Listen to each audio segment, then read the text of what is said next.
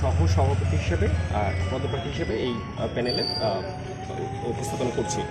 এখন একটা কোশ্চেন এসেছে যে আমরা আজকে কেন প্যানেল ঘোষণা করলাম, অনেকে তো মনোনয়ন ফাইনাল হওয়ার পরেই আসলে প্যানেল ঘোষণা করেছে।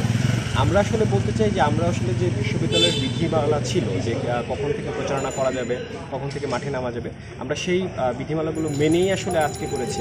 এছাড়া যেহেতু হচ্ছে আমরা আসলে স্বতন্ত্র সবাই ছিলাম এবং হচ্ছে একটি মতাদর্শের ভেতরে আমরা আসলে এসে অ্যালাইন করেছি সবাই মিলে, তাই আমরা আসলে অপেক্ষা করছিলাম যে কারা আমাদের সাথে একমত হন। শেষ পর্যন্ত অপেক্ষা করেছি এবং সেখান থেকে যারা এসেছেন তাদেরকে নিয়ে প্যানেল করেছি।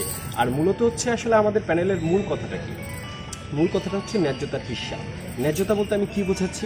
একজন শিক্ষার্থী, আমার বিশ্ববিদ্যালয়ে অনেক ফ্যাসিলিটি আছে, অনেক হল আছে, আবাসনের সুযোগ সুবিধা আছে, খাবারের সুযোগ সুবিধা আছে, ফ্যাসিলিটি ইনফ্রাস্ট্রাকচার আছে, কিন্তু আদতে আমরা সেটা কতটুকু পাই? একজন শিক্ষার্থী যখন ভর্তি হয় সে এই বিশ্ববিদ্যালয়ে, সে জানে না 5 বছর পরে সে কোথায় যাবে। কেন সে জানে না? সে ক্লাসে যাচ্ছে ঠিকই, কিন্তু ক্লাস করতে পারছে না। 9টার সময় ক্লাস বলে সে 12টার সময় শুরু করছে। এই যে তার 3 ঘন্টার লস, এই লসটা আমরা কমিয়ে নিয়ে আসতে চাই।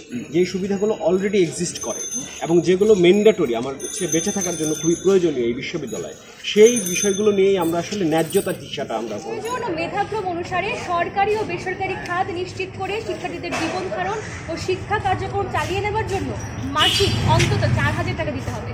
আপনারা জানেন যে আমাদের বিশ্ববিদ্যালয়ে অনেক শিক্ষার্থী আছে যারা নিজের জীবিকা ধারণ করার লক্ষ্যে আসলে চাকরি করতে যায়, পার্ট টাইম, কখনো টিউশনি করতে যায়, কিন্তু পড়াশোনা ঠিকঠাক করতে পারে না।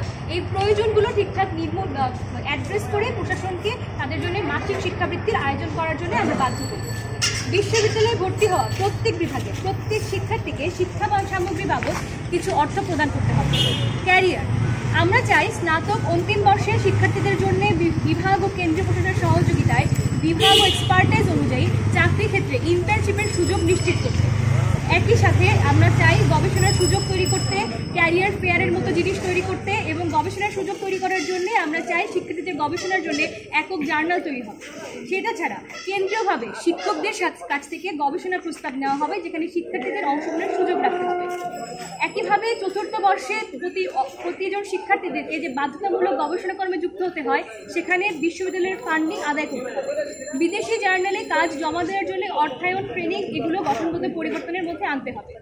উচ্চশিক্ষার প্রস্তুতির জন্য আমাদের যে ল্যাঙ্গুয়েজ সেন্টার রয়েছে সেখানে ইংরেজি ভাষা শিক্ষায় বেশি মনোযোগ দিতে হবে। আইএলটিএস, টোফেল ইত্যাদি পরীক্ষার জন্য শিক্ষার্থীদের প্রস্তুত করতে হবে।